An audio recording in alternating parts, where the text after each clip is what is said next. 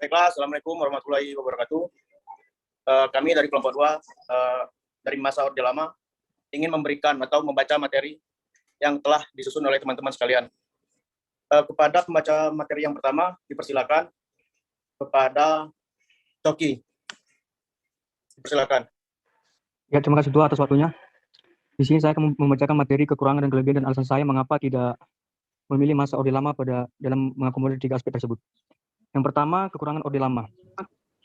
Pada tahun 1960 sampai 1965, proses pembangunan mulai menemukan titik permasalahan dengan kondisi politik yang carut-marut, sehingga mengakibatkan pemerintahan yang tidak maksimal. Perekonomian Indonesia, khususnya dalam memperbaiki tingkat ekonomi masyarakat, semakin turun. Pada masa itu, pemerintahan Indonesia mengalami titik terendah dalam perekonomian. Terus ya, kelebihan dalam Orde Lama adalah pernah ada pada era tahun 1950-an, kekuatan militer pemerintahan pusat berhasil menghancurkan gerakan-gerakan ini pada awal 1960-an. Gerakan itu adalah yang pertama, gerakan militan Darussalam yang bertujuan mendirikan negara Islam dengan menggunakan teknik perang untuk mencapai tujuan. Alasan saya mengapa tidak memilih masa Orde Lama dalam mengakomodir 3 aspek tersebut adalah yang pertama, tentara Indonesia, para pahlawan revolusi selalu memiliki aspirasi politik sendiri. Nah, di sini tentara Indonesia dan para pahlawan revolusi tidak diberikan hak atau kebebasan untuk memberikan aspirasi.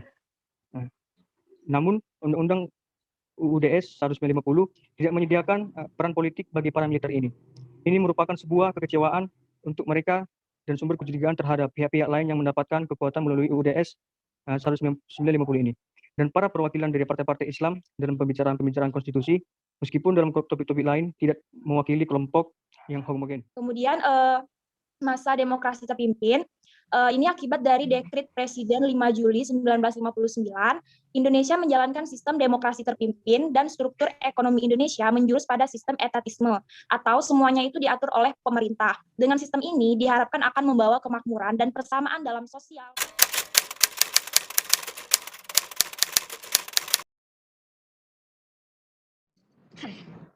Assalamualaikum warahmatullahi wabarakatuh.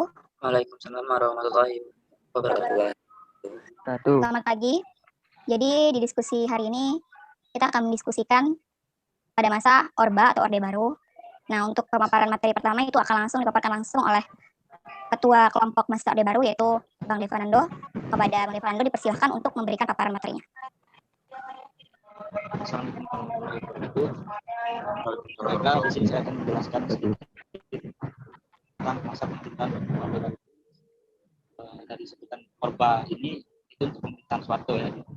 Akhirnya Orde Baru diawali dengan surat perintah 11 Maret yang disebut Super Smart. Orde Baru berlangsung dari tahun 1966 hingga tahun 1994.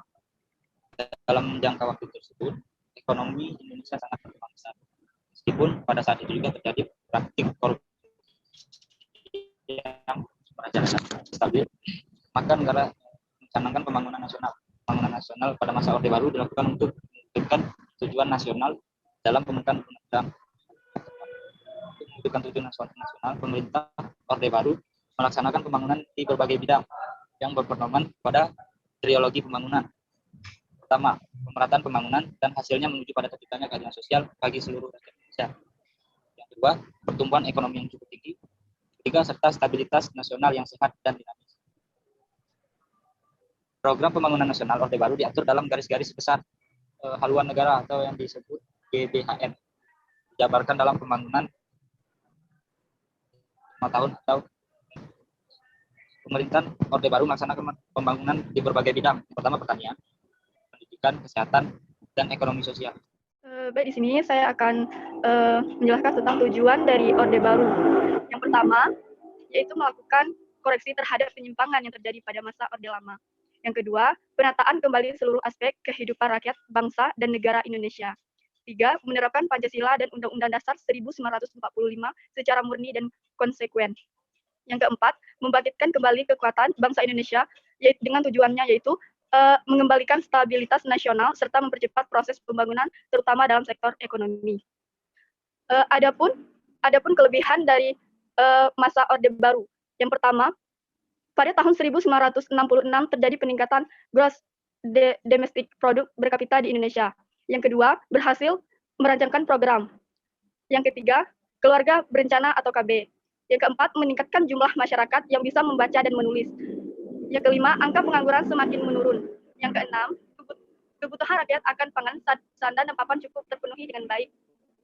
Yang ketujuh, meningkatkan stabilitas dari keamanan negara Indonesia. Yang kedelapan, merancangkan program wajib belajar dan gerakan nasional orang tua asuh. Yang kesembilan, merancangkan dan menyukseskan rencana pembangunan 5 tahun.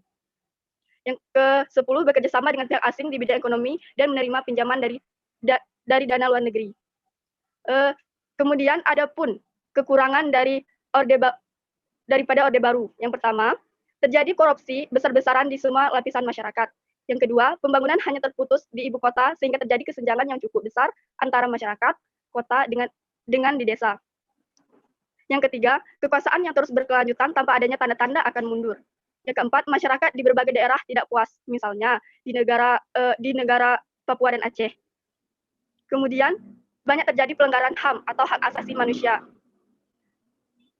Kemudian terjadi penegakan kebebasan persamaan dan pendapatan. Mungkin itu yang bisa saya sampaikan. Saya kembalikan kepada moderator. Baik, itu dia tadi pemaparan singkat tentang tujuan, kelebihan, dan juga kekurangan daripada masa Orde Baru. Nah, mungkin ada tambahan dari teman-teman lainnya mau menambahkan argumentasinya. Kemudian pada Orde Baru juga pemerintah kala itu mengundang modal dari luar negeri seperti yang telah dipaparkan oleh Fitri melalui IMF sehingga liberalisasi mulai terasa. Dampaknya adalah Orde Baru berhasil menyelamatkan ekonomi, namun kerusakannya sangat dirasakan oleh rakyat Indonesia setelah bertahun-tahun kemudian. Terima kasih. Intinya masa Orde Baru itu peralihan dari masa Orde Lama, yaitu dari Presiden pertama Soekarno ke Presiden kedua Soeharto. Masa ini disebut Orde Baru dan lebih dikenal sebagai rezim otoriter Soeharto, yang mana ada banyak sekali dan tentunya ada kelebihan dan ada kekurangan di masa ini. Kita lihat ya, program kerja atau kebijakan-kebijakan yang dibuat itu semuanya terlaksana dengan baik, pembangunan ekonominya meningkat, pendidikan rakyat terjamin, tidak ada lagi yang namanya busung lapar karena pengangguran juga menurun ya pada masa ini. Tapi kekurangannya adalah di sini penguasa kita pada saat itu sangat otoriter. Tidak ada kebebasan di rakyatnya, misalnya tidak ada kebebasan dalam mendapatkan informasi yang sama. Seperti pada masa itu ya kita semua tahu bahwa banyak jurnalis-jurnalis yang diculik, yang ditangkap atau dipenjara karena menyebarkan isu-isu atau berita-berita yang tidak diinginkan oleh penguasa. Nah, terus juga di masa ini tentu karena pendidikan sudah meningkat ya, jadi rakyat Indonesia menjadi sadar. Dan rakyat Indonesia di sini mengeluh terlalu lama masa jabatan Soeharto ini. Mereka berpikir ini sudah nggak benar nih, karena udah terlalu lamanya masa jabatan presiden kala itu. Kan tidak ada kesempatan bagi yang muda untuk maju, untuk memberikan suara, untuk ikut membangun cita-cita Indonesia selanjutnya. Dan juga kesempatan-kesempatan ekonomi atau usaha-usaha atau modal-modal itu bisnis ya kalau kita sebut, itu tuh lebih mengarah kepada teman-teman dekatnya Soeharto, saudara-saudaranya Soeharto, sehingga yang kita tahu pada saat ini banyak minyak ya, sumber-sumber minyak tuh yang memiliki itu rata-rata orang yang memihak Soeharto, sedangkan yang lain nggak diberi kesempatan dalam bisnis tersebut. Banyak modal asing. Nah, di masa Soeharto inilah banyak modal asing datang dari luar, banyak perusahaan asing datang dari luar. Salah satunya Freeport karena di masa ini Soeharto mengembalikan hubungan baik dengan rezim Barat. Nah, di situ rezim Barat mendukung Soeharto dan Soeharto juga welcome terhadap mereka. Dan juga di sini kita lihat ya, pembangunan itu hanya sentralistik, hanya terpusat di kota. Jadi yang di desa-desa merasa diskriminasi walaupun tadinya pembangunan pendidikan, walaupun ya pada masa itu kalau kalian tanya sama nenek-nenek kalian di masa Soeharto pasti barang-barang sembako tuh murah, paling murah sepanjang masa. Tidak ada beras tuh, kalau dulu beras tuh dibagikan secara gratis. Itu. Terus pendidikan, nah di zaman inilah pendidikan mulai ditingkatkan dan pengangguran mulai diupayakan. Berbeda dengan masa sebelumnya. Mungkin untuk beberapa periode pertama ya rakyat merasa puas dengan kinerja Soeharto, tapi untuk periode-periode selanjutnya rakyat mulai merasa terkekang. Ada hak-hak mereka yang tidak dapat mereka capai, tidak dapat mereka raih karena keotoriteran si Soeharto tadi. Itulah mengapa kelompok kita tidak memilih masa Orde Baru sebagai masa yang paling akomodir aspek etika, aspek kebebasan, dan juga aspek HAM. Karena kita tahu bahwa tidak ada kebebasan pada masa itu. Banyak isu-isu pelanggaran HAM yang terjadi.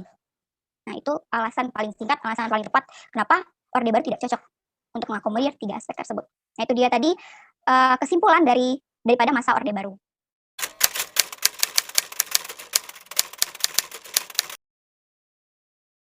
Di sini saya akan menjelaskan proses pembangunan pada era reformasi. Reformasi adalah perubahan terhadap suatu sistem yang telah ada pada suatu masa. Reformasi lahir setelah negara mengalami krisis yang melanda dari berbagai aspek, mulai dari kehidupan, ekonomi, politik, kepercayaan, dan krisis kebutuhan pokok. Era reformasi terjadi pada turunkannya Soeharto dan dinaikannya Habibie sebagai Republik Indonesia. Pada era reformasi ini, tidak hanya hal ketenagakerjaan yang mendapat perubahan, namun juga kebijakan ekonomi. Beberapa yang selama 32 tahun pada Orde Baru terpaksa mendapat perubahan guna menyesuaikan dengan keadaan. Pemerintahan Presiden Habibie yang mengawali tajam dalam bidang ekonomi. Kebijakan-kebijakan yang dikeluarkan hanya difokuskan untuk memastikan stabilitas politik dan keamanan. Pada masa Habibie menjadi Presiden Republik Indonesia, pemerintahan menjalankan kinerjanya dengan baik, karena Habibie menjamin adanya masyarakat yang lebih demokratis, terbuka, dan adil. Beberapa kebijakan Habibie yang masih berpengaruh bagi bangsa Indonesia, yaitu 1. Kebebasan pers, 2. Pemilu bebas dan demokratis, 3. Otonomi daerah, 4. Akhir dari diskriminasi Soeharto terhadap etnis Tionghoa, 5. Kelahiran Komnas HAM, 6. Kemerdekaan Timor-Leste, 7. Wewenang BI. Setelah pun berganti ke Presiden Abdurrahman Wahid atau biasa dikenal dengan Gus Dur. Pada masa Gus Dur, belum ada tindakan yang cukup dari bukan berbagai persoalan ekonomi yang diwariskan Orde Baru yang harus diselesaikan. Antara lain yaitu KKN atau korupsi, kolusi, dan nepotisme, pengendalian inflasi, kinerja BUMN, pemulihan ekonomi, dan mempertahankan kurs rupiah. Setelah Abdurrahman Wahid lengser, masa kepemimpinan beralih ke tangan Megawati Soekarno Putri. Beberapa kebijakan pun diambil untuk menangani masalah perekonomian bangsa Indonesia. Berikut beberapa kebijakan yang diambil untuk mengatasi persoalan-persoalan ekonomi. Yang pertama, kebijakan privatisasi BUMN. Privatisasi merupakan menjual perusahaan negara di dalam periode krisis dengan tujuan melindungi perusahaan negara dari intervensi kekuatan-kekuatan politik dan mengurangi beban negara. Hasil penjualan itu berhasil mengangkat pertumbuhan ekonomi Indonesia di angka 4. Akan tetapi, kebijakan ini memicu beragam kontroversi karena BUMN yang diprivatisasi dijual ke perusahaan asing. Kedua, sebesar dolar pada pertemuan Paris ketiga mengalokasikan pembayaran utang luar negeri sebesar 116 dan program pembangunan pada era reformasi disebut dengan Propenas atau Program Pembangunan Nasional, sebagaimana Repelita atau Rencana Pembangunan 5 tahun di era Orde Baru. Perbedaan antara Repelita dan Propenas, Badan Penyelenggara Jaminan Sosial atau bisa disingkat dengan BPJS, baik dalam program jaminan kecelakaan kerja, jaminan yang kedua pendidikan wajib 12 tahun, dan yang terakhir pembangunan wilayah dan dalam bidang infrastruktur yang berjalan dengan baik. Perubahan yang terjadi pada era reformasi dalam bidang politik, sosial, ekonomi antara lain: 1. Adanya kebebasan berpendapat dan kepentingan yang tidak pernah direalisasikan pada masa Orde Baru. 2. Berkurangnya cara-cara kekerasan terhadap masyarakat yang berusaha mengkritik pemerintah, di mana pada masa Orde Baru, tokoh-tokoh pengkritik pemerintah akan dipenjarakan, dan adanya tembak misterius yang diduga pembayaran pemerintah yang bertugas untuk menghabisi orang-orang yang berusaha membuka kedok pemerintah. 3. Perbaikan bidang HAM yang pada masa Orde Baru banyak dilanggar oleh pemerintah sendiri. Baiklah, selanjutnya menyampaikan pada masa program pembangunan di era Jokowi. Di era Jokowi, Presiden Jokowi memiliki 5 strategi dalam melakukan pembangunan nasional. Yang pertama yaitu pembangunan sumber daya manusia yang akan menjadi prioritas dengan program revolusi mental. Yang kedua, pembangunan infrastruktur akan dilanjutkan seperti tol Sumatera, tol Papua, dan lain-lain. Ketiga, segala bentuk kendala regulasi harus mulai disederhanakan, dipangkas, dan dipersingkat. Keempat, penyederhanaan birokrasi terus dilakukan besar-besaran. Kelima adalah transformasi ekonomi. Presiden Jokowi memunculkan politik pembangunan nasional yang berorientasi Indonesia sentris, yang memperkokoh fondasi dan ikatan negara kesatuan Republik Indonesia. Pembangunan yang berorientasi Indonesia sentris, menurut beliau, memperkecil kesenjangan antara Jawa dan sejumlah daerah di luar Jawa. Salah satu bukti nyata adalah pembangunan infrastruktur untuk meningkatkan konektivitas antar daerah. Kita bisa saksikan tol laut, jalan lintas Papua, dan lintas daerah lainnya, pelabuhan atau bandara. Semuanya dibuat untuk memudahkan masyarakat dalam bergerak dan memudahkan transportasi barang dan jasa. Perjalanan untuk berpariwisata yang bisa dinikmati oleh seluruh rakyat Indonesia. Berbagai program unggulan lainnya untuk memperkuat masyarakat di daerah dan pedesaan diciptakan dengan efektif sejak masa pemerintahan Jokowi. Beberapa program itu diantaranya Kartu Indonesia Pintar, Kartu Indonesia Sehat, Kartu Keluarga Berencana, Kartu Keluarga Harapan, Bantuan Pangan Non-Tunai, dan Bantuan Sertifikat Lahan Gratis. Belum lagi adanya kredit usaha rakyat, bantuan sarana dan prasarana pertanian, dan terbaru adanya program padat karya cash. Tak heran jika tingkat kemiskinan sejak era Presiden Jokowi trennya terus menurun. Bahkan di tahun 2016, tingkat kemiskinan kita terendah sepanjang sejarah tanah air, yaitu di kisaran 10,7% atau 27,8 juta jiwa. Selain karena berbagai program bantuan dan pembangunan, juga karena telah terciptanya lapangan kerja yang maksimal, khususnya. Berikut kelebihan pada era reformasi. 1. Kebebasan berbicara dan berpendapat. 2. Memberantas korupsi. 3. Menjamin stabilitas politik. 4. Demokrasi lebih terbuka. 5. Jumlah partai politik tidak dibatasi. Kekurangan pada era reformasi. 1. Banyak masyarakat yang salah tafsir tentang reformasi. 2. Masyarakat terlalu bebas. 3. Ditinggalkannya program-program pemerintah yang secara konseptual cukup baik. 4. Banyak pemaksaan yang dilakukan oleh pihak tertentu. 5. Rendahnya pengetahuan tentang politik. Jadi, dari beberapa penjelasan dari kelompok kami mengenai reformasi, dapat dilihat bahwa pada era reformasi ini, pemerintahan Indonesia mencoba untuk bangkit dari keterpurukan yang telah dibuat oleh pemimpin sebelumnya. Akan tetapi, dalam membangkitkan usaha perekonomian di Indonesia, membutuhkan waktu yang tidak sebentar. Salah satu kebijakan yang dilakukan oleh pemerintah Indonesia adalah dengan menjual perusahaan negara dengan pihak asing untuk melunasi hutang-hutang yang telah menumpuk. Pemerintah pada saat itu tidak mempunyai pilihan lain selain menjual aset negara. Akan tetapi, hasil dari penjualan yang dilakukan oleh pemerintah dapat meningkatkan perekonomian Indonesia sebesar 4,1%. Dari segi hak asasi manusia atau biasa disingkat dengan HAM, pada era reformasi masyarakat dapat menggunakan kembali akan haknya. Salah satunya dengan banyaknya industri milik negara yang dibangun dan dapat terbukanya kembali lapangan pekerjaan bagi masyarakat. Angka ini membuat kemiskinan menurun pada era reformasi. Dari segi kebebasan, pada era reformasi diberikan keluasan untuk berpendapat dalam menilai kebijakan pembangunan yang dibuat oleh pemerintah.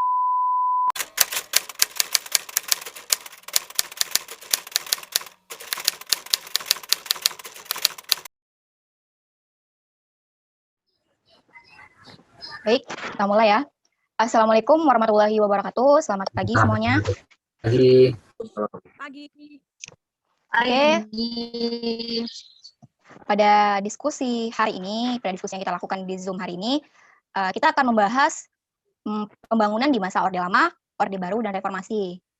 Mungkin bisa dimulai dari latar belakang masing-masing masa, kelebihan dan kelemahan dari kebijakan pembangunannya, dan juga alasan apakah menurut Anda pembangunan tersebut sudah mengakomodir 3 aspek, yaitu yang pertama, aspek dari etika, kebebasan, dan HAM. Baik, kita langsung mulai saja. Mungkin dimulai dari masa Orde Lama ya. Untuk kelompok Orde Lama, bagi yang menyimpulkan dipersilahkan untuk mengaktifkan mikrofonnya dan mulai memaparkan kesimpulan dari diskusi yang telah kalian lakukan sebelumnya. Oke, baik. Terima kasih pada ketua kelas yang telah memberikan kesempatan pada kelompok kami, yaitu yang akan memberikan kesimpulan terkait dengan pembangunan dalam masa Orde Lama. Teman-teman semua, Assalamualaikum warahmatullahi wabarakatuh. Selamat pagi. Pada kesempatan baik ini, kami akan memulai saja menyampaikan kesimpulan daripada diskusi yang telah kami laksanakan tadi. Yaitu kita melihat dalam etika, kebebasan, dan hak asasi manusia dalam proses pembangunan tentunya dalam masa Orde Lama. Perlu kami sampaikan bahwa dimulai pada perekonomian pada saat itu berada pada titik perekonomian yang cukup suram. Kemudian kita lihat juga pada kebijakan ekonomi pada masa pemerintahan Soekarno ini masih sangat labil. Persoalan tersebut tentunya diantaranya adalah pergejolakan politik yang belum kondusif dan sistem pemerintahan yang belum baik sehingga memberikan dampak terhadap proses pengambilan keputusan. Kemudian kita lihat juga pada pasca kemerdekaan kita memasuki masa Orde Lama yang yang telah kami diskusikan tadi. Di bawah kepemimpinan Presiden Soekarno tersebut, perkembangan terhadap penghormatan hak asasi manusia ini belum menemukan langkah yang konkret. Negara pada waktu itu masih sibuk melakukan penataan perangkat-perangkat bernegara, mengatasi masalah tekanan baik yang dari luar maupun yang dari dalam Indonesia ini sendiri. Jadi dapat kami simpulkan juga bahwa pada masa Orde Lama ini pemerintah tidak terfokus pada pembangunan baik secara nasional ataupun dalam bidang yang lain dalam mengisi pembangunan di bangsa Indonesia ini. Karena kita ketahui bahwa pada saat Orde Lama itu Indonesia baru saja memperoleh kemerdekaan. Jadi pemerintah tersebut lebih terfokus pada bagaimana caranya dalam Indonesia ini dalam penataan sistem ataupun penataan perangkat-perangkat bernegara. Jadi mereka tidak terfokus pada pembangunan. Mereka bagaimana terfokus pada membuat dasar negara, terfokus pada membuat kebijakan-kebijakan, kemudian terfokus pada membuat perangkat-perangkat bernegara. Jadi dapat disimpulkan bahwa pada saat itu memang sangat tidak stabil kondisinya, baik politik, ekonomi, dan lain sebagainya dalam mengisi pembangunan-pembangunan yang ada di Indonesia ini. Kemudian dapat kita lihat juga bahwa pada masa Orde Lama ini rakyat digiring dalam situasi kehidupan berbangsa yang berlandaskan pada ideologi.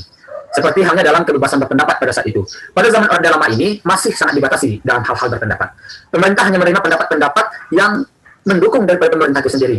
Kalau yang tidak mendukung daripada pemerintah itu sendiri, maka pemerintah akan menempatkan ke penjara jika seseorang tidak mendukung pemerintah ataupun tidak mendukung daripada pemerintah tersebut. Kemudian perekonomian juga pada masa ini itu berada pada titik perekonomian yang cukup suram sebagaimana yang saya sampaikan tadi. Di antaranya adalah pergolakan politik yang belum kondusif, kemudian dan sistem pemerintahan yang belum membaik. Sebagaimana yang saya katakan tadi, karena kita sedang berada pada fase di mana Indonesia baru saja memperoleh kemerdekaan. Kemudian pada masa ini juga persoalan hak asasi manusia, HAM, itu tidak memperoleh perhatian yang berarti, bahkan cenderung semakin jauh dari harapan karena lebih menitik beratkan pada perjuangan revolusi. Sehingga banyak undang-undang yang pada saat itu yang dibuat atas nama revolusi yang telah dimanfaatkan oleh kekuasaan pemerintah yang tidak sesuai dengan hak asasi manusia. Jadi pada saat itu HAM itu undang-undang itu tidak menyinggung ataupun tidak berkaitan dengan hak asasi manusia. Mereka membuat undang-undang itu mengatasnamakan pada revolusi yang jauh dari hak asasi manusia itu sendiri. Kemudian di samping itu juga kami akan menyampaikan ada beberapa kelebihan ataupun kekurangan daripada pembangunan pada masa Orde Lama ini. Pertama, kita berada pada kelebihan pembangunan pada masa Orde Lama ini. Kelebihan pembangunan pada masa Orde Lama ini antara lain adalah yang pertama, Indonesia berhasil merebut kembali Irian Barat dari Belanda melalui jalur diplomasi dan juga militer. Artinya adalah dengan Indonesia merebut kembali Irian Barat kepada bergabung kembali dengan negara Kesatuan Republik Indonesia ini, artinya mungkin dapat mengisi pembangunan tersebut baik secara ekonomi, kemudian secara pendidikan, politik dan sebagainya dapat berjalan dengan baik di Indonesia. Kemudian yang kedua adalah kepemimpinan Indonesia di mata dunia internasional itu mempunyai sumbangsi besar. Seperti yang kita ketahui bahwa Indonesia pelopor gerakan non-blok, kemudian juga pemimpin Asia Afrika. Jadi ini juga dapat dikatakan bahwa dengan Indonesia sebagai pelopor gerakan non-blok dan pemimpin Asia Afrika dapat menjadi landasan dalam pembangunan Indonesia ini. Yang ketiga adalah mampu membangun integritas yang kuat. Nah, ini adalah kelebihan pembangunan dalam masa Orde Lama. Mereka itu mampu membangun integritas yang kuat. Mengapa? Karena pada saat itu masyarakat ataupun rakyat Indonesia baru saja memperoleh kemerdekaan, baru saja merasakan kemerdekaan. Jadi mereka merasa bagaimana caranya untuk kita bersatu dalam memajukan bangsa dan negara ini agar masyarakat semua mendapatkan kesejahteraan yang baik. Kemudian ada yang terakhir adalah kekurangan dalam masa pembangunan pada masa Orde Lama ini. Antara lain adalah sering terjadi pergantian kabinet yang dapat memperlambat pembangunan. Artinya dengan sistem pemerintahan tersebut yang selalu saja mengganti ataupun mereshuffle kabinet-kabinetnya, akhirnya sangat berdampak kepada pembangunan yang dibangun di Indonesia ini, karena pemerintahannya saja tidak berjalan secara kondusif. Kemudian yang kedua adalah keadaan politik dan keamanan yang tidak stabil. Ini juga dapat kita katakan dapat mempengaruhi daripada pembangunan di Indonesia dikarenakan dengan keadaan politik pada saat itu dan juga keamanan yang tidak stabil di negara Indonesia ini. Kemudian yang ketiga adalah kebijakan ekonomi yang berubah-ubah. Dengan kebijakan ekonomi yang berubah-ubah ini pada masa Orde Lama dapat menghambat daripada pembangunan di Indonesia ini. Kenapa? Karena salah satu kunci daripada pembangunan suatu bangsa itu adalah dilihat dari ekonominya. Jadi pada saat Orde Lama ini kebijakan ekonomi itu selalu berubah-ubah sehingga sangat berdampak imbasnya kepada pembangunan di Indonesia. Kemudian pada saat itu juga sebagaimana yang telah saya katakan tadi bahwa hak asasi manusia belum menemukan langkah yang konkret dikarenakan pada saat itu pemerintah lebih terfokus kepada bagaimana cara menata dan juga menyusun sistem dan juga perangkat bernegara ini dengan baik. Kemudian yang kelima adalah sistem demokrasi terpimpin. Kekuasaan Presiden Soekarno yang sangat dominan pada saat itu sehingga kehidupan politik tidak tumbuh demokratis. Nah, dengan sistem yang demokrasi terpimpin yang diterapkan oleh Presiden Soekarno pada saat itu sehingga tidak tumbuh secara demokratis kehidupan politiknya. Ini tentunya juga sangat berdampak kepada pembangunan di Indonesia. Dan yang terakhir adalah penentangan ideologi antara nasionalis, agama dan komunitas. Nah, pada saat Orde Lama ini itu selalu saja terjadi penentangan antara ideologi antara nasionalis, agama dan juga komunitas. Dengan penentangan tersebut, imbasnya kemana? Imbasnya adalah terjadinya tidak berjalannya pembangunan di Indonesia ini dengan baik. Baik pembangunan ekonomi, pembangunan pendidikan, politik dan sebagainya, termasuk dengan hak asasi manusia tersebut tidak berjalan secara kondusif dan baik. Dikarenakan apa? Dikarenakan berbagai komunitas, berbagai kalangan, berbagai agama nasionalis itu sangat selalu saja menentang daripada ideologi negara. Jadi dapat kita simpulkan bahwa pembangunan pada masa pemerintahan Orde Lama ini itu tidak berjalan secara kondusif. Karena kita dapat melihat juga bahwa kondisi pada saat itu ya kita baru saja memperoleh kemerdekaan. Jadi pemerintah lebih terfokus kepada bagaimana cara menata ataupun mengisi dan membuat sistem daripada perangkat negara ini agar negara Kesatuan Republik Indonesia ini dapat berjalan dengan baik. Nah, mungkin itu saja kesimpulan yang cukup singkat dari kelompok kami. Semoga bermanfaat bagi teman-teman semua. Atas perhatian teman-teman saya ucapkan terima kasih. Mungkin nanti ada tambahan ataupun referensi lain yang akan diberikan teman-teman yang teman-teman miliki, kami tunggu untuk dapat disampaikan ke dalam forum kita pada pagi hari ini. Terima kasih atas kesempatannya teman-teman semua. Kita kembalikan kepada moderator. Kami ucapkan terima kasih. Wassalamualaikum warahmatullahi wabarakatuh. Waalaikumsalam warahmatullahi wabarakatuh. Nah, itu dia tadi pemaparan yang sangat baik ya oleh teman kita Andre Pramustu, khususnya di masa Orde Lama. Nah, jadi dari teman-teman ada yang mau nambahin atau ada yang mau kasih saran gitu terkait Orde Lama ya? Yang substansinya masih Orde Lama. Ada yang mau nambahin atau kita lanjut dulu ke Orde Baru?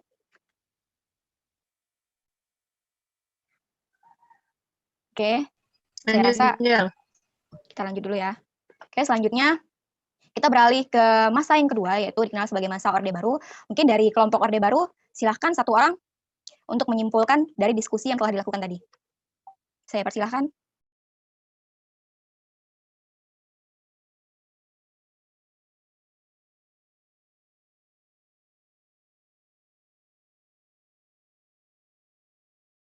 Mana nih yang Orde Baru? Halo? Bisa mendengar suara saya? Bisa.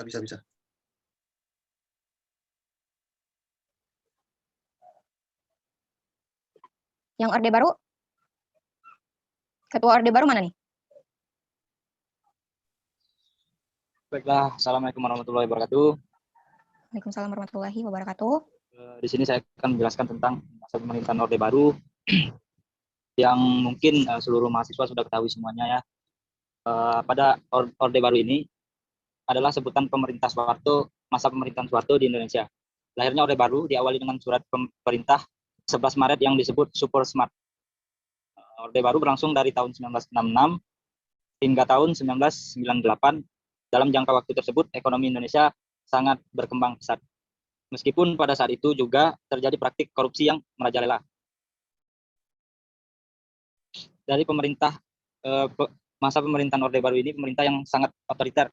Adanya kebijakan MKK, normalisasi kehidupan kampus, dan BKK, Badan Koordinasi Kampus. Jadi kampus khususnya pada pemerintahan ini dilarang atau dibatasi, demo aja nggak boleh kan, karena dapat masuk undang-undang subversif, media diperlemah, media-media seperti koran dan lain-lain. Kemudian pada pemerintahan Orde Baru ini, ketika kondisi politik Indonesia mulai stabil, maka negara mencanangkan pembangunan nasional pada masa Orde Baru dilakukan untuk mewujudkan tujuan nasional dalam pembukaan Undang-Undang 1945. Untuk mewujudkan tujuan nasional, pemerintah Orde Baru melaksanakan pembangunan di berbagai bidang yang berpedoman pada trilogi pembangunan. Yang pertama, triloginya pemerataan pembangunan dan hasilnya menuju pada terciptanya keadilan sosial bagi seluruh rakyat Indonesia. Dan yang kedua, pertumbuhan ekonomi yang cukup tinggi serta stabilitas nasional yang sehat dan dinamis. Program pembangunan nasional Orde Baru diatur dalam garis-garis besar haluan negara atau yang bisa disebut GBHN dijabarkan dalam pembangunan 5 tahun atau repelita pada 2 tahap, pelita dengan pembangunan jangka panjang 25 tahun. Pemerintah Orde Baru melaksanakan pembangunan di berbagai bidang. Yang pertama pertanian, ada berbagai bidang pertanian. Pertama pertanian, pendidikan, kesehatan, ekonomi, sosial. Yang pertama dari pertanian tadi yang saya sebutkan, pemerintah mengupayakan agar hasil pertanian yang sangat signifikan untuk meningkatkan produksi pertanian dan menerapkan konsep revolusi hijau. Pemerintah Orde Baru menerapkan konsep pengusaha tani dan sabtuasa tani. Konsep ini pertama kali diperkenalkan Institut Pertanian Bogor tahun 1964. Revolusi hijau mengoptimalkan Koperta di tingkat desa dan diubah menjadi KUD, Koperasi Unit-Unit Desa, hingga saat ini terdapat hampir di setiap kecamatan Indonesia, seluruh kecamatan Indonesia, dan mendirikan Bulog, urusan Badan Logistik tanggal 10 Mei 1967, dan juga bekerja sama dengan KUD, Pembangunan Nasional Revolusi Hijau, dianggap berhasil dan dibuktikan dengan tercapainya swasembada beras tahun 1984. Yang kedua, pembangunan di bidang pendidikan. Pada pelita pertama, program pemerintah difokuskan memberantas buta huruf untuk orang-orang yang tidak tahu atau tidak mengenal dengan yang namanya pendidikan. Dan yang kedua, pada pelita program pemerintah difokuskan untuk pemerataan pendidikan. Presiden Soeharto menginstruksikan pembangunan SD di seluruh negeri. Pada masa Orde Baru muncul yang namanya SD Impres, yang seperti yang kita ketahui. Yang ketiga, ada program kesehatan. Masih berjalan hingga saat ini program KB bertujuan untuk menekankan pertumbuhan penduduk. Dicetuskan oleh Ibu Tin dan tahun 1968, tahun 1970 Soeharto membentuk BKKBBN. Yang kedua, Puskesmas berjalan juga sampai saat ini seperti Posyandu dan lain-lain. Yang keempat, pembangunan nasional ekonomi. Pada masa ekonomi Orde Baru menggunakan sistem ekonomi Pancasila yang berlandaskan pada pasal 3 Undang-Undang 1945, yaitu sumber ekonomi yang penting dikelola negara untuk kesejahteraan bangsa. Artinya apa? Sumber-sumber yang penting dan dapat dikelola untuk negara kesejahteraan bangsa.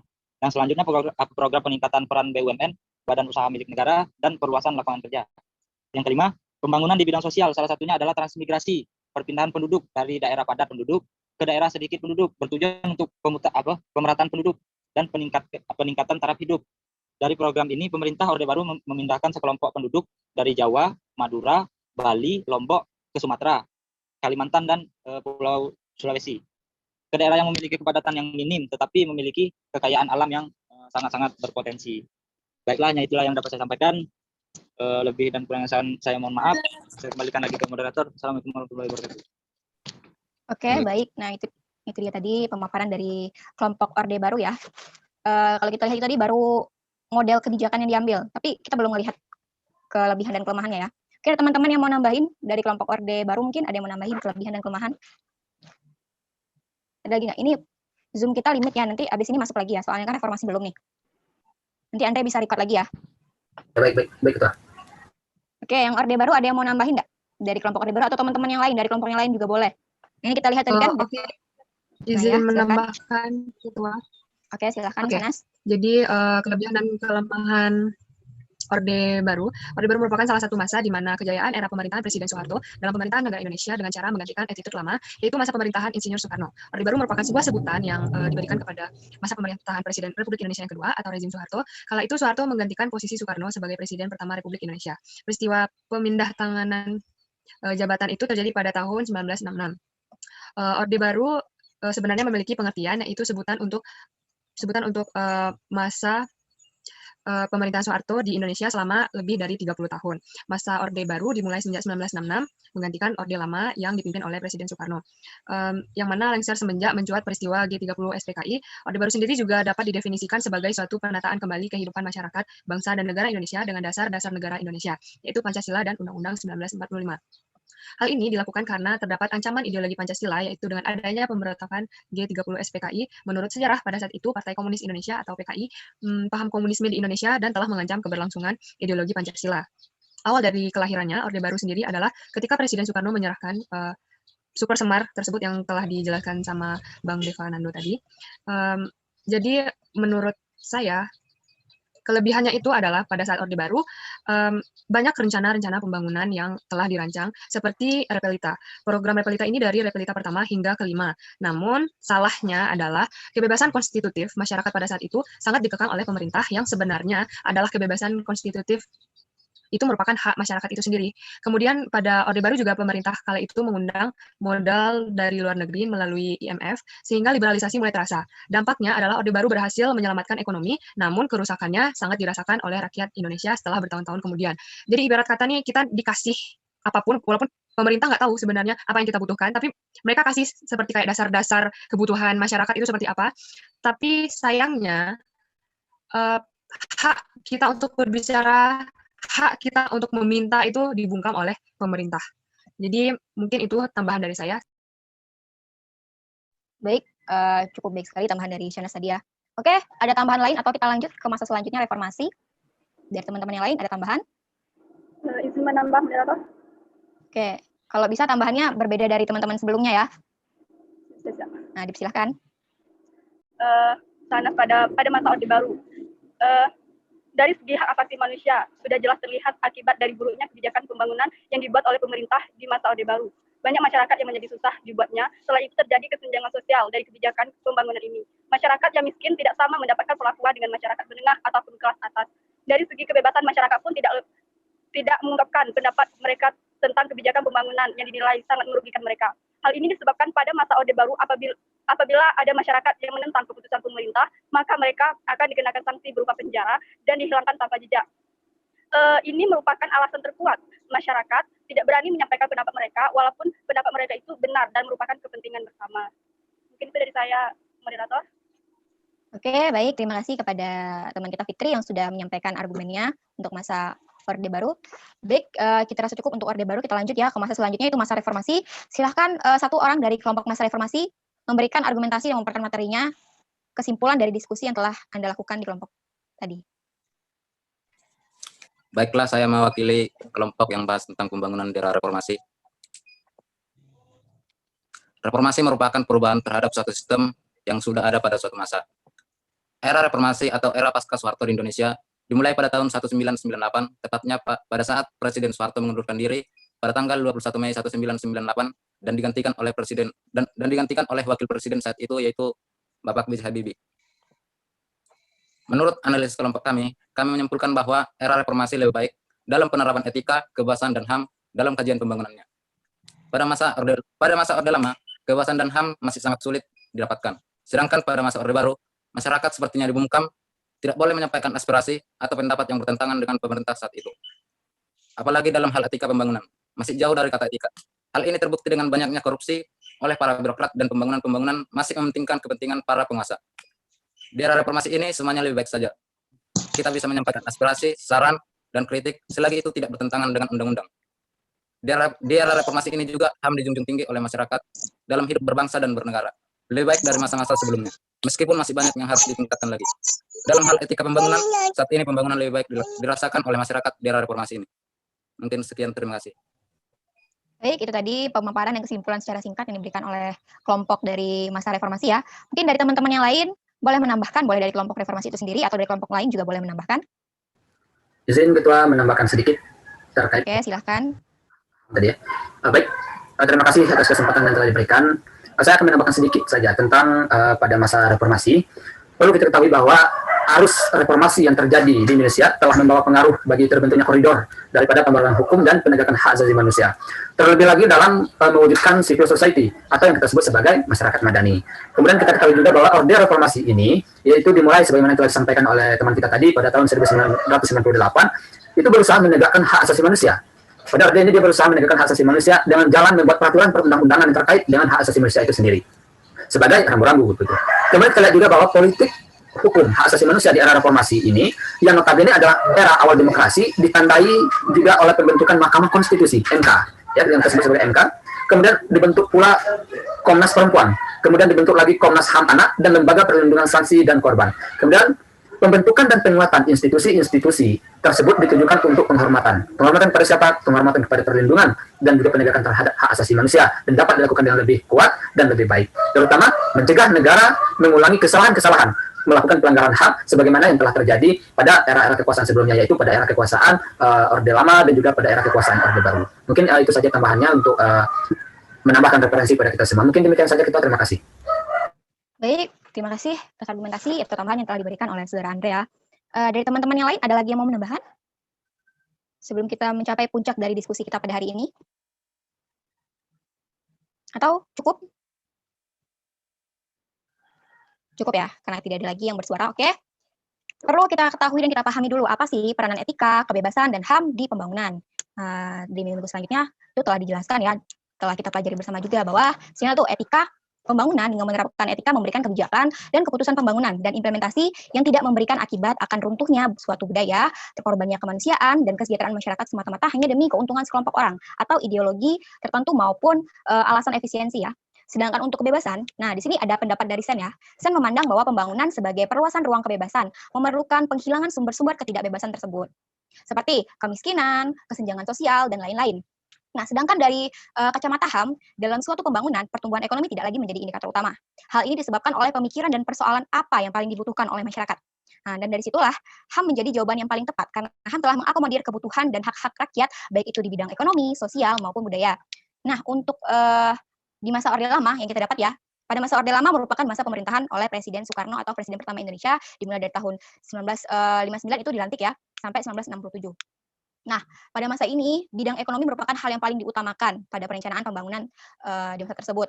Perencanaan pembangunan pada masa Orde Lama merupakan babak baru untuk menciptakan Indonesia agar damai. Karena yang kita ketahui pada masa ini sangat sulit ya, karena Indonesia baru saja merdeka, kas negara masih kosong. Jadi hal pertama yang dilakukan oleh pemerintah pada kala itu adalah untuk meningkatkan pertumbuhan ekonomi. Karena mereka berpikir dengan ekonomi berkembang, dengan ekonomi meningkat, maka pembangunan yang lainnya juga akan meningkat. Jadi mereka lebih mengutamakan indikator ekonomi berbeda dengan pemikiran dari pemikiran dari Sen tadi ya. Selanjutnya juga di masa ini, seperti dikatakan oleh Saudara Andre tadi, pendapat-pendapat dan kebebasan bersuara itu masih dibungkam. Ada banyak sekali pertikaian dan konflik-konflik antar komunitas, golongan, dan banyak yang menentang ideologi itu seperti ini, seperti ini. Ada banyak sekali pemikiran-pemikiran tentang ideologi bangsa kita. Nah, disitulah saya berpikir, dan kita semua pasti berpikir di sini, itulah mengapa masa ini belum tepat untuk mengakomodir 3 aspek tadi, yaitu aspek etika, aspek kebebasan, dan juga aspek HAM. Karena ada dua aspek yang tidak diakomodir pada 2 masa ini, yaitu aspek kebebasan dan juga aspek HAM. Karena masih banyak juga suara-suara rakyat yang dibungkam, dan masih banyak juga isu-isu pelanggaran HAM yang terjadi pada kala itu. Nah, selanjutnya di masa Orde Baru. Nah, di masa Orde Baru ini, itu penggulingan kepemimpinan Soekarno ke Soeharto, dan kita sebut itu sebagai masa Orde Baru atau rezim Soeharto yang dikenal sebagai jabatan kepresidenan yang paling lama di Indonesia. Nah, padahal ya di masa itu sudah ada tuh ditetapkan 1 periode adalah 5 tahun masa jabatan, tetapi tidak ada limit periode pada saat itu. Jadi itulah mengapa setelah 5 tahun Soeharto menjabat, ia mengajukan lagi, karena belum ada aturan atau undang-undang yang membatasi limit periode. Dari situlah di Orde Baru ada banyak sekali model-model kebijakan pembangunan yang ditawarkan oleh Soeharto, dan kita lihat ya, kita dengar tadi dari beberapa teman kita yang sudah memberikan argumentasinya bahwa model kebijakannya baik, program kerjanya cukup bagus, karena pada masa ini kita lihat pertumbuhan ekonomi memang meningkat. Memang tidak ada lagi rakyat yang hidupnya susah. Nah, di masa ini pendidikan sudah mulai meningkat pesat karena adanya kebijakan SD Impres tadi segala macam. Di sini juga udah mulai ada yang namanya puskesmas, beberapa fasilitas layanan publik itu mulai ditingkatkan, dan juga di masa ini juga ada satu bantuan seperti kayak beras bulog. Nah, itu kan kalau kalian tanya sama nenek-nenek kalian nih, pasti mereka bilang zaman Soeharto harga sembakonya murah-murah dan segala macam itu serba murah. Tapi pada kenyataannya kita lihat lagi pada masa tersebut ada beberapa kelemahannya. Kelemahannya yang pertama sama seperti masa Orde Lama, itu kebebasan rakyat untuk memberikan suara, untuk berpendapat itu tidak ada. Tidak ada kebebasan diberikan pemerintah untuk hal tersebut. Para jurnalis-jurnalis yang yang menyampaikan berita-berita pemerintahan kepada masyarakat itu ditangkap, itu dipenjarakan dan segala macamnya. Dan diskusi-diskusi yang dilakukan oleh para pemuda-pemuda Indonesia pada saat itu sering dibubarkan, demo-demo juga dibubarkan. Jadi itulah mengapa dapat kita katakan bahwa kebebasan pada saat itu tidak mencapai nilainya, atau bahkan bisa kita sebut tidak ada kebebasan pada rakyat pada masa itu. Jadi pada masa itu bagaimana mereka menggulingkan Soeharto? Nah, pada masa itu fraksi-fraksi Islam, nah pemimpin-pemimpin Islam pada masa itu mereka berdiskusi di masjid-masjid. Karena kalau misalnya diskusi terbuka itu ketahuan sama pemerintah. Kalau di masjid kan pemerintah berpikirnya mereka lagi jemaah ya, lagi khotbah soal tentang Islam. Padahal situlah ruang mereka untuk bertukar pikiran, untuk mereka berkeluh kesah, untuk mereka maju untuk menentang kereziman Soeharto yang mereka nilai ini sudah tidak benar lagi nih. Karena pada saat itu kesempatan-kesempatan pemuda itu udah nggak ada lagi untuk ikut serta dalam memajukan negeri kita. Padahal ya pendidikan pada saat itu udah baik. Tentu banyak orang-orang yang sadar, tentu banyak orang-orang yang terbuka pemikirannya kalau udah saatnya nih Soeharto turun, udah saatnya nih generasi baru yang memimpin. Gak mungkin kan Indonesia begini-begini saja. Nah itu dia tadi. Dan di masa ini sama seperti masa sebelumnya, ada banyak sekali isu-isu pelanggaran HAM yang terjadi karena kereziman dan keotoriteran dari Presiden Soeharto. Selanjutnya di masa reformasi ya. Masa reformasi itu ditandai dengan jatuhnya Soeharto dan naiknya Presiden Habibie. Itu Habibie menjabat selama 1 tahun ya, di mana yang kita tahu Habibie adalah wakil dari Presiden Soeharto. Nah, di sini seperti yang dikatakan oleh teman kita Parlin tadi, di sini mulai ada pemikiran baru, mulai ada pendapat baru bahwa pembangunan itu nggak harus seperti kemarin. Mereka merasa bahwa misalnya dari masa sebelumnya itu dijadikan pelajaran bagi reformasi, bahwa walaupun kebutuhan rakyat terpenuhi, tapi ada satu sisi rakyat merasa tidak puas kepada pemerintah. Jadi itu yang dipersoalkan oleh pemerintah menjadi suatu rencana pembangunan. Nah, di sini mereka mulai berpikir apa hal yang paling tepat dalam proses pembangunan kita, karena mereka melihat dari sisi ekonomi itu tidak lagi menjadi aspek utama dalam merencanakan proses pembangunan. Karena dari masa sebelumnya itu sudah merupakan pengalaman yang sangat buruk bagi bangsa Indonesia. Nah, jadi untuk itu mulailah diberikan kebebasan untuk rakyat memilih sendiri presidennya, diberikan juga kebebasan rakyat untuk mengkritik dan juga memberi saran atas kebijakan-kebijakan yang dibuat oleh pemerintah, dan juga rakyat bebas mendapatkan informasi apa saja yang dibuat oleh pemerintah, baik itu informasi keuangan, baik itu informasi hubungan diplomatik dan segala macamnya. Makanya banyak dari teman-teman mungkin berpikir bahwa masa reformasi adalah masa emasnya yang mengakomodir dari 3 aspek tersebut. Nah, saya rasa cukup ya. Cukup diskusi kita untuk hari ini. Terima kasih untuk teman-teman semua yang udah memaparkan argumentasinya yang cukup baik dan tentu saja menambah wawasan kita bersama. Saya akhiri, lebih dan kurangnya saya mohon maaf. Assalamualaikum warahmatullahi wabarakatuh. Waalaikumsalam warahmatullahi Waalaikumsalam warahmatullahi Wabarakatuh. wabarakatuh.